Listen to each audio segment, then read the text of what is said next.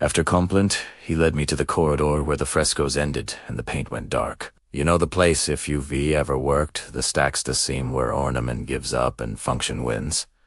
He didn't introduce himself. Priests in that wing wear their names like borrowed coats. He pressed a folder into my hands, twine biting my palm, and murmured the sentence that would teach the lamps to listen. Do not say angels. He slid away down the service stair with a careful, practiced hurry, like someone who has made a religion of not being seen. The door sighed shut behind him. The breath of old stone came back. The reading room was empty. It wears emptiness well.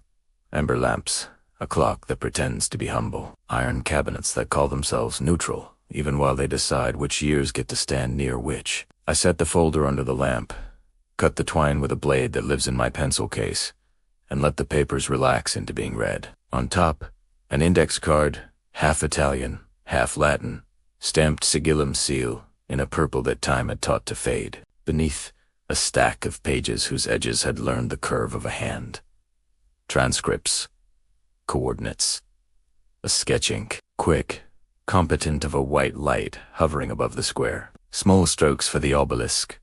A ring where pigeons refuse to draw their shadows.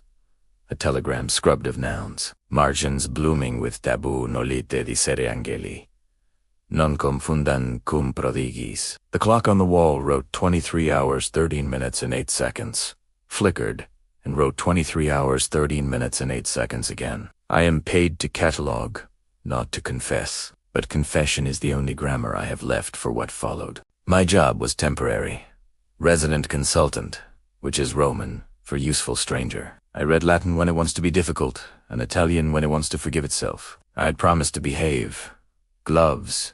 Pencils, no ink, no cameras, everything in its place, and each place labeled as if labels are prayers that work. I was the kind of Catholic who still genuflects, even when no one's scoring, the kind of lapse that keeps the map anyway. All week, small faults collected like filings to a magnet no one had declared. The scriptorium lamp hiccuped at 2313 and then behaved. A microfilm reader made a two-note reverse tone whenever a frame contained the night sky. A corridor that smells of paper also began to smell faintly of ozone, that penny tongue weather you only taste near storms or machines that lie about being off. A silk page ribbon in one folio kept migrating back to the same testimonious Swiss Guard S no matter where I left it. When the folder arrived, I had already learned to watch the room the way I watch text. Sideways, waiting for the letter that refuses to touch the baseline. I opened the transcripts and found an order braided through years. 1977. Aguardia, report Latin. Heading, Italian spine describing. A light that hung above the obelisk. Without chain or noise, a minute of bell peals from no com. Radios turned measured breathing, then a phrase that the scribe refused to write, replacing it with. Non diciter, it is not to be said. 1982, a Monsignor's affidavit, comparing the light to sword metal pressed, flat, noting pigeons refusing the portico pavement near a circular impression chalked and then washed by morning. 1990. A brother who claimed he saw the asterisk light tilt, as if inclined toward a voice, then rise in steps, quasi per gradus, like a staircase, the air already knew. Every account wore the same bruise. Whenever someone near the event said Angelus aloud, the room picked up a new rule clocks. Stuttered, radios learned lungs, and pages invited the pen to black out what mouths had believed. I read the Swiss Guard's deposition with the care men reserve for their own arrest warrants. His hand was steady even where his life wasn't. Horas. 11:13 de la noche 08 pulgadas. Custodian, secondas, boxing trans, respiratio mensurata. Lumen super obeliscum, movet per inclinationem quas. Auscultaret, 23 hours, 13 minutes, and 8 seconds. On watch. Second, repeated, voice in the transceiver. Measured breathing. Light over the obelisk moves by inclination as if listening. Do not say angels, the priest had warned. I tried not to think the word. I failed. Thinking is saying under the breath of your skull. The lamps answered with a low hum I had not paid for. The microfilm reader, idle and unplugged, made a sound the shape of 2 notes reversed. The clock, encouraged by its earlier trick, savored another pause it hadn't earned. I turned to page 17 because the ribbon made it a command.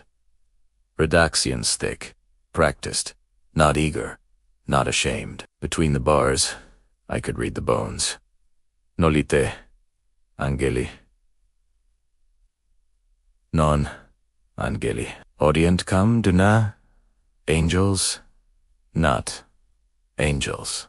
They hear when I put my pencil down because some sentences should not meet graphite. I put my hand flat on the paper and felt the cool that registers where fever lives. I looked up and saw 2 things through the glass of the reading room door. My own face and a faint sheet of light where the corridor bends to, even for a fixture, too clean to be a ghost. I did not name it because I'd been given good advice. The silk ribbon slipped from page 17 of its own accord, snaked its way back between page 4 and 5, and stayed there like it had returned to a bed it recognized. When I lifted page 4, a smaller slip fell out creased, a handwriting I had already met. The priest's strokes narrow and decisive. Italian, then Latin. Mi hanno detto chiamali angeli, etasi, mihi, dixerant, angelos dic, etas. Non fatelo, non sono prodigia, non sono nostri. Se li chiami, angeli, ascoltano, anolite, non son prodigia. Si, ios angelos apellos. Orient, they told me, call them angels. Be silent. Don't they are not prodigies, not ours. If you call them angels, they listen. The lamps agreed, humming now in a breath. Cadence 2, counts in 3. The same unfair music I've heard near hospital doors and under bridges where storms rest. I stepped to the wall and touched the clock. It, done with childish satisfaction, gave me the same second twice. A soft click came from the stack, like a radio finding itself. I looked for its source and found, tucked behind the folder, a cassette's eyes dictaphoned. The kind whose little wheel watches your secrets. It was off. It warmed in my hand. I set it down, and it began to record the room doing its impression of a chest. Do not say angels, I repeated in my head. The room felt relieved. We had to rule everything log but. Certain objects write their own names, in margins, others never see. The folder had lived long enough to learn tricks. The sketch of the square carried a thumb smudge that matched the priest. As habit of resting his finger near the obelisk whenever he talked about anything that still held him up. On the back of the sketch, a pencil diagram, numbered like an engineer's confession. 1 obeliscus, 2 lumen, 3 in orbis, in pavimento, 4. Sonabium. Retrantium area of bird withdrawal. In the upper right, a note, non confundent, cum prodigiis. Do not confuse with wonders. Under that, angeli, noli, angels. Don't. It would be easier if this were a ghost story. Ghosts belong to a clergy I grew up understanding. This was authoritarian and indifferent in a way that made me feel 12 again. A schoolmaster in the sky who didn't need my name for roll call. The transcripts braided into a timeline thick enough to pull a weight. 1958, a visitor in a collar writes about silent noon in the square, the sound drawn out of pigeons. 1964. A nun notes that her rosary warmed in her hand when the light appeared. 1977, the guard reports second repeated. 1982, the Monsignor's flatness, like a plate. 1990, the tilt that Oscar Tarret listened. The final page, 2003, carried a stump seal and a hand that belongs only to men who have rehearsed obedience as posture. Ad arcabum clodi, to the ark of a closet. In the bottom of the folder, tucked under a blotter that wanted to be forgotten, I found coordinates not precise enough to draw a machine, exact enough to draw a circle on any map the city would recognize. Not for parks. 4 stones. 4 shadows that move on the hour because man made a pact with sun. I did not copy them. Don't congratulate me. Fear keeps better secrets than virtue. I breathed the dust that has learned incense without church, and the dust asked me a question I don't say aloud. If a thing listens, what does your mouth owe your soul? The dictaphone stopped on its own. The microfilm reader brightened without power. Through a frame Polaroid, stuck with a rusting clip-on to the screen. A white oval over the square. The obelisk, a black needle in its belly. The frame flickered, and in the interstice, a smaller image slid into lines in the margin of the photocopy. In the priestess hand, Nandik, Ang, Audient. I blinked and the microfilm remembered itself. Behind the glass of the reading room, something tilted. Not a person. Not light. A decision bending. He returned only once. No footsteps, and then a head. A shoulder. The rest of him disentangling from the corridor's shadow like a saint stepping out of paint. He looked 50, which means 60 under Rome's lamps. Ink on his fingers. A bruise at one temple you'd miss if you wanted to. Non locimini angeli, he said, barely moving his mouth. Do not speak angels. He glanced at the folder, at my hands, at the way I held paper like it was a shallow bowl. They liked the word. His English was better than my courage. What are they? I asked, the childishness of it making me hate my voice. Not ours, he said. He tasted the word as if it had been offered to him and refused. We were told to call them angels. We were told that, or silenced we. Chosi both. Sometimes one, sometimes the other. He looked at the clock. It complied, tripping over 08. Again, like a child who keeps a bruise for attention, he flinched a little at the repetition and smoothed it out by straightening his sleeve. In 1977, he said, I was a novice. The square smelled of rain without rain. The sinos were heard, but did not move. The radio was a lung. A light above the obelisk leaned when the captain said Angelus on the net. Do not say angels. Why me? I asked. Because you will not pray with your pen, he said. Because you will put the nouns in a box and slide it under a bed.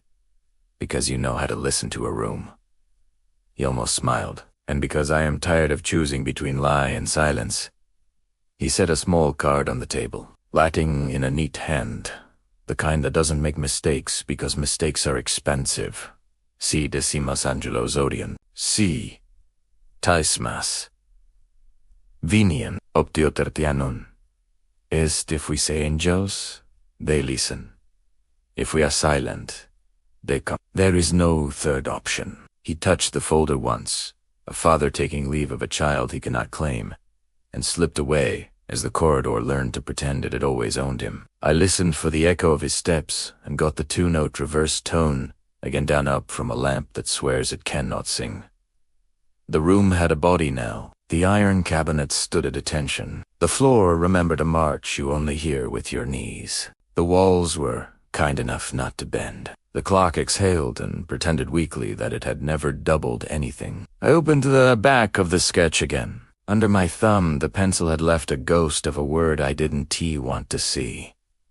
I closed it like a child hiding a face. You expect something cinematic. A gust, a blackout, a choir. Archives majored and slow. Terror does too. I worked through the folder the way I work through anything that could bankrupt a man method. Then mercy. I logged what I could without writing why. I wrote 23 hours, 13 minutes, and 8 seconds, duplicated without adding, and my throat learned to count. I wrote radio gives, breath without, and I matched it like an idiot. I wrote tilt equals listening, without and I felt listened to. When I closed the folder, a hairline crack of light still laid itself along the corridor's seam. The lamps had cooled to something you could forget. The dictaphone had stored 27 seconds of breathing and one metallic tap like a ring against a rail. I rewound, listened, and heard my own breath decide to keep tempo. I returned the folder to the tray marked reserved and slid it to the edge like a plate you carry for a friend who is late. I reached for the twine. The silk ribbon had come out of the folder again and lay across the blotter like a tongue. I picked it up. It was warm. The clock wrote 23 hours, 13 minutes, and 8 seconds for the third time and then, embarrassed, tried to convince us it had chosen a bold font. I turned to the room, and because centuries here taught me to narrate to wood and stone, I said aloud without saying the noun.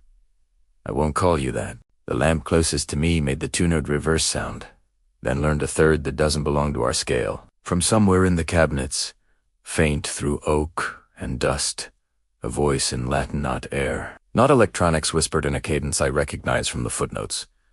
Noli dicere angeli, do not say angels. I don't know if it was mercy or mimicry. I tied the twine. I filled the slip. I carried the tray to the supervisor's desk, where a pen that wouldn't dare bleed watched me sign. Behind me, the reading room kept its practice of being a throat. The priest did not return. By morning, a notice had found the staff board trasferimento transferred to nowhere I could check. Someone had come in the night with cleaner bars. Page 17 now had a second wave of redactions.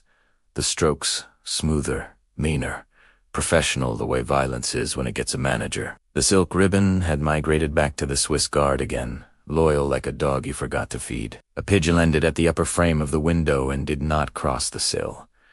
It shook itself and chose a different building. The air smelled briefly of incense and wet electricity.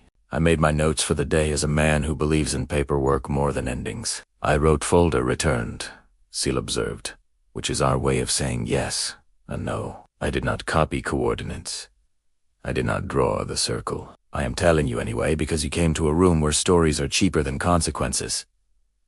In Dutch Appel later, I sat where tourists never do, at the side where the paint cracks make tiny maps of kingdoms no one owns. I tried the word and the warning in my head like shoes you put on and take off. If we say angels, they listen. If we are silent, they come. There is no third option. I said nothing. The silence felt noticed. You want proof. You deserve what little proof a room like that leaves.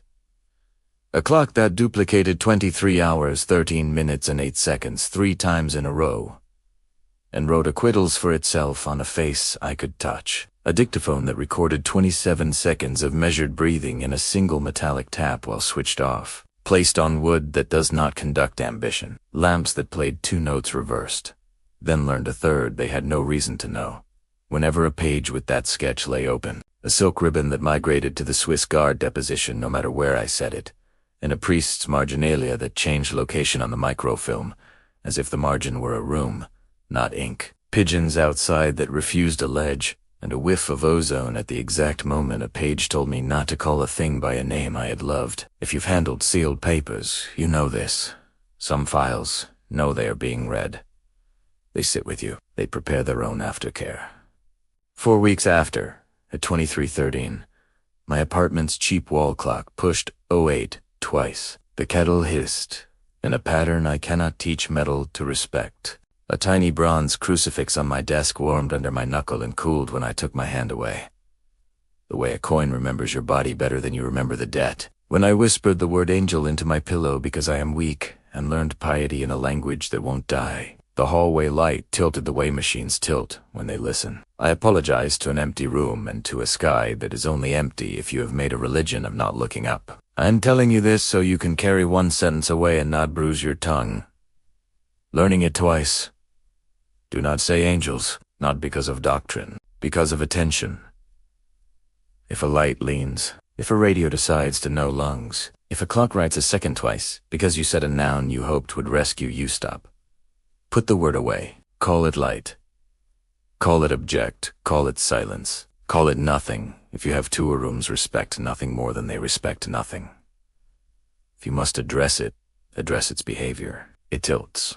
It listens. It returns stares to the air. Don't give it the keys to your theology. Theology is a house that collapses inward when you invite a thing that doesn't need doors. If any of this lines up with the shape of your night, second, duplicated in sacristy clocks, radios that turn to breathing pigeons, refusing a circle, a lamp that plays a 2-note reverse when a sketch opens. Leave me one word so I know this. ISNT. A private liturgy. Angels. No locations. No names. No coordinates scrawled on devotion. Just angels. I read them at 23:13 with my pen uncapped and my mouth shut. When I pass the square now, I look at the obelisk and let my eyes do their invented ritual. Up once, down twice. Don't.